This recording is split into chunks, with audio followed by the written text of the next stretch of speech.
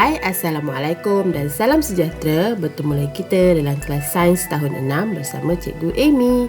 Hari ini kita akan belajar tentang kaedah pengawitan makanan. Okey, pada akhir sesi ini, murid-murid akan dapat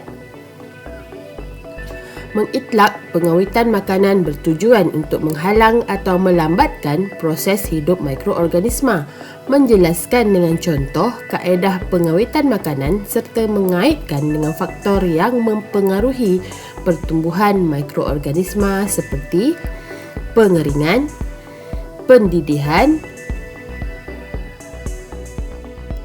pendinginan,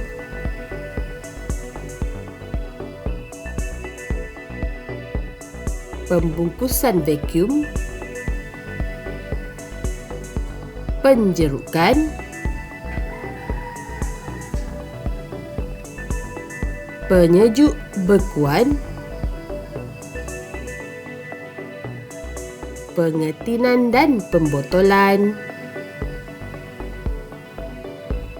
pempesturan, pemasinan,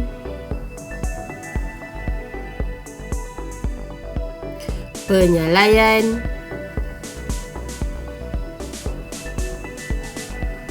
dan pelilinan.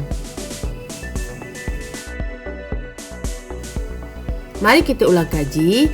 Makanan rosak disebabkan oleh tindakan mikroorganisma. Maksudnya, apabila makanan terdedah pada suhu yang sesuai, mikroorganisma akan membiak dan bertumbuh di atas makanan dan merosakkan makanan.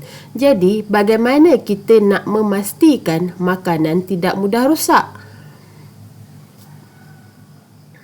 Ya, kita melalui kaedah pengawitan makanan. Kita awetkan makanan supaya makanan tersebut tahan lebih lama. Bagaimana kita hendak melakukan pengawitan makanan? Mari kita lihat dulu sejarah pengawitan makanan. Bagaimana orang zaman dahulu mengawet makanan tanpa teknologi yang tinggi. 500,000 tahun sebelum Masihi, mereka memasak makanan. 1400 mereka melumurkan garam bagi mengatasi pembaziran makanan. Pada tahun 1862, Louis Pasteur menemui kaedah untuk menghalang bakteria daripada membiak. Dan kini, penggunaan bahan pengawet kimia membolehkan makanan tahan lebih lama. Maksudnya pada zaman dulu lagi kita dah melakukan pengawitan makanan. Jadi, kita tengok pula teknologi pengawitan makanan yang ada zaman sekarang. Ada banyak kaedah mengawet makanan. Pengawitan makanan ialah kaedah pemprosesan makanan yang boleh menghalang atau melambatkan proses hidup mikroorganisma. Kita nak supaya makanan tersebut tahan lama dan tidak mudah rosak. Kaedah pengawitan makanan ada pengeringan, pendedihan, pendinginan, pembungkusan vakum, penyejuk bekuan, pengetinan pembotolan, pempesturan, pemasinan, penyalaian dan pelilinan. Ini kaedah-kaedah yang ada. Jadi kita tengok satu persatu kaedah-kaedah ini. Yang pertama, pengeringan. Pengeringan ni kita keringkan makanan sehingga tak ada air. Bila tak ada air, mikroorganisma tak aktif. Contohnya proses ikan kering, asam gelugur, bihun kering, cili kering, apa lagi? Makanan-makanan kering, dikeringkan sampai kering betul. Sotong kering. Bila kering, air tak ada. Ini contoh hasil daripada kaedah pengeringan. Ini ialah cili kering. Mungkin rasanya dah berbeza tapi makanan tu masih lagi elok dan boleh digunakan. Kaedah yang kedua ialah pendidihan. Pendidihan ni ialah proses memanaskan makanan pada suhu yang tinggi. Pendidihan ni basically ialah proses memasak. Bila kita masak, mikroorganisma akan mati. Pada suhu yang tinggi, mikroorganisma akan mati. Pendidihan ni bukan setakat macam masak air je, tapi kita masak. Apa-apa proses masak kat dapur tu, itu ialah proses pendidihan. Contohnya ni dia masak nasi goreng. Ini kita anggap sebagai proses pendidihan lah. Suhu yang tinggi, mikroorganisma akan mati. Kaedah yang ketiga, penyejuk bekuan dan pendinginan. Penyejuk bekuan, kalau peti ais yang 2 tu peti ais atas yang beku, suhu 0 darjah Celsius dan ke bawah. Pendinginan bahagian bawah, suhu 18 darjah Celsius dan ke bawah. Okey. Pada suhu yang sejuk, mikroorganisma akan tidak aktif, dia tidur lah. Jadi setakat yang ada dalam peti ais tu dia akan tidak bertindak. Jadi makanan akan selamat. Okey, ni contoh penyejuk bekuan. Letak barang dalam peti ais untuk mengekalkan makanan tersebut tahan lama. Kemudian yang kelima ialah penjerukan. Penjerukan merupakan proses merendam makanan dalam larutan gula dan garam. Okey, bila ada larutan gula dan garam, mikroorganisma tidak sesuai untuk membiak dan bertumbuh. Okey, jadi mikroorganisma tidak dapatlah merosakkan makanan yang telah dijerukkan. Okey, contohnya cili jeruk, buah jeruk, mangga jeruk, timun jeruk, okey, kimchi, sayur-sayur jeruk. Itu semua ialah kaedah pengawetan penjerukan. Okey, yang keenam, pembungkusan vacuum. Pembungkusan vacuum ni proses mengeluarkan udara daripada bekas atau pembungkus makanan. Bila tak ada udara, mikroorganisma tidak dapat bernafas dan tidak dapat bertindak, tidak dapat membiak dan bertumbuhlah. Jadi makanan tersebut kekal dan tahan lama. Okey, ini bagaimana dia masukkan dalam plastik, kemudian dia menggunakan alat untuk mengeluarkan udara yang ada di dalam makanan, dalam plastik tu.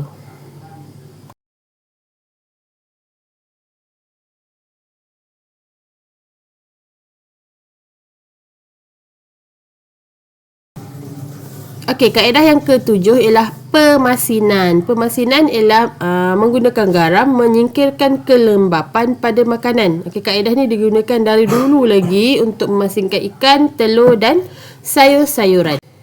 Okey, contoh makanan yang diawet menggunakan kaedah pemasinan ialah telur masin, ikan masin, jeruk asin, lobak asin. Okey, ini contoh pemasinan. Okey, walaupun dia dah disalur dengan garam, kalau ikan dia akan dijemur supaya kering sedikit. Okey, pengetinan dan pembotolan. Kaedah ke-8, pengetinan dan pembotolan melibatkan proses mendidihkan makanan untuk membunuh mikroorganisma, kemudian disejukkan dan dimasukkan ke dalam bekas kedap udara. Okey, maksudnya dia masak dulu, kemudian dia masukkan ke dalam tin dan disejukkan. Lepas tu tin tu bila ditutup, botol dengan tin ditutup, udara dikeluarkan. Okey, makanan pengetinan dan pembotolan tu paling banyak ada pada zaman sekarang. Contohnya sardin, kari ayam dalam tin. Okey. Kemudian kaedah yang ke-9 ialah pempestoran. Pempestoran ialah proses pemanasan makanan sehingga suhu tertentu, kemudian disejukkan segera. Dia mula dia panas, lepas tu disejukkan. Okey, itu ialah kaedah pempestoran. Okey, dalam kilang pempestoran ni, kilangnya sangat bersih sebab dia sensitif.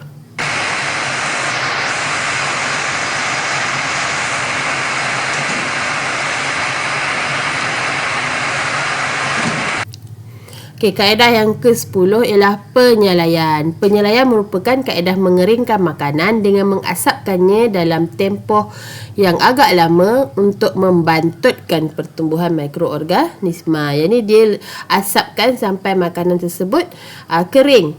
Okey, contohnya apa? Daging salai, pisang salai, ikan salai, itik salai. Okey, ni contoh cara penyelaian. Okey. Dia guna asap je.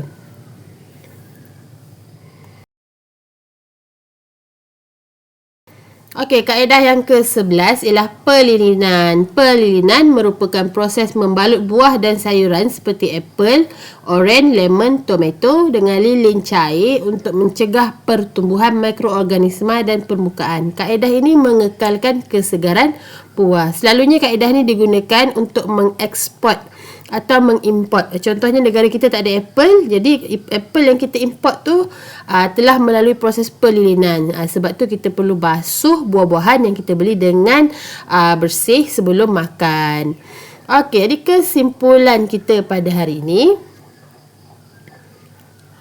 Okey, pengawetan makanan ialah kaedah pemprosesan makanan yang boleh menghalang atau melambatkan proses hidup mikroorganisma. Okey. Tujuannya supaya makanan tahan lama. Okey, supaya makanan tahan lama dan tidak mudah rosak. Okey, tujuan pengawetan makanan supaya makanan tahan lebih lama dan tidak mudah rosak. Okey, jadi kamu kena ingat kaedah-kaedah pengawetan makanan yang kita dah tengok tadi. Okey, ada berapa kaedah pengawetan makanan? Yang pertama, pengeringan. Okey, kita ada pengeringan. Kemudian yang kedua, pendidihan.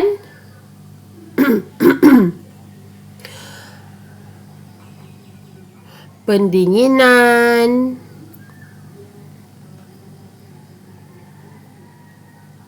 Pembungkusan vacuum. Penjerukan.